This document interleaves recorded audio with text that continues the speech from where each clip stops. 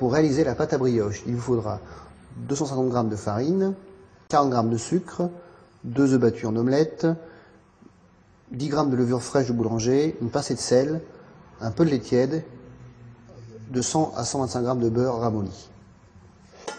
Mélangez au lait tiède la levure de boulanger. Attention à la température de votre lait pour ne pas tuer les levures. Si vos levures sont mortes, votre pâte ne montera pas. Ajoutez le sucre. Le sucre aura par contre pour effet d'activer les levures.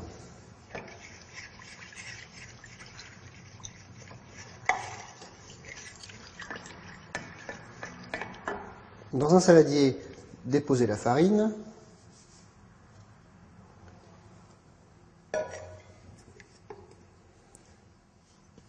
Faire un puits. Ajoutez votre mélange levure, lait, sucre.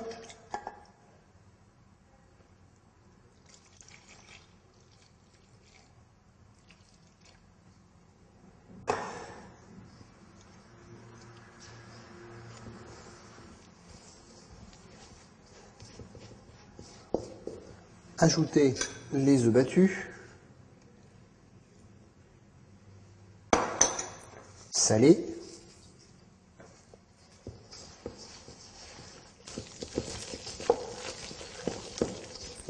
Et formez une boule. Pétrissez énergiquement pour activer l'action des levures.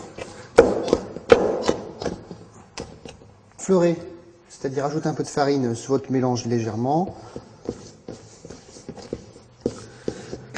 jusqu'à obtenir un mélange élastique. Éliminez le reste de pâte sur vos doigts. À l'aide d'une spatule cornée, c'est-à-dire nettoyer le bord du récipient.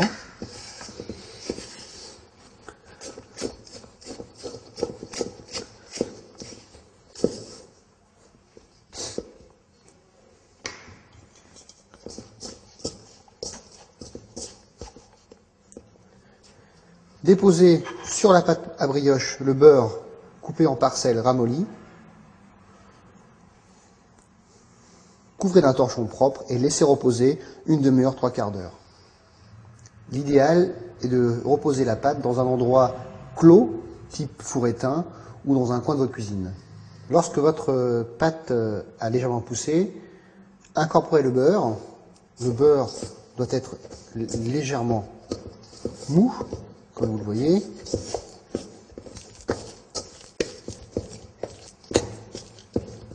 Fleurez ensuite votre plan de travail, c'est-à-dire saupoudrez-le de farine, et venez taper énergiquement la pâte sur votre plan de farine, comme ceci. Cette opération a pour but d'incorporer le beurre, bien sûr, mais aussi d'activer le travail de levure pour avoir une pâte à brioche légère et aérée. Cette opération est relativement longue, environ 10 minutes de travail. Si vous souhaitez incorporer dans votre pâte des pistaches, des fruits confits, des raisins secs, des noisettes, faites-le après cette opération. Lorsque la pâte commence à se décoller comme ceci, fleurez légèrement votre plan de travail. À nouveau.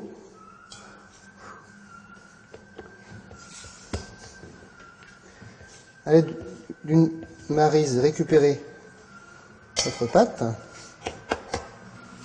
Lorsque votre pâte est homogène, taillez-la en 4 morceaux égaux.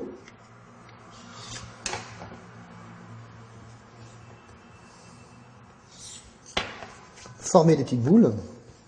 Roulez votre pâte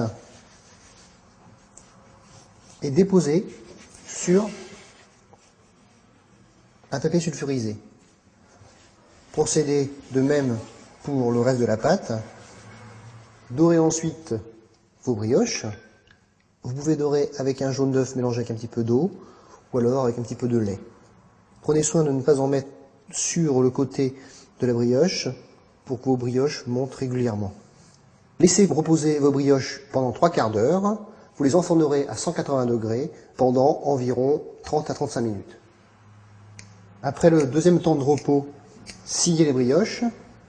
Prenez par exemple des ciseaux de cuisine et coupez légèrement la surface des brioches, comme ceci.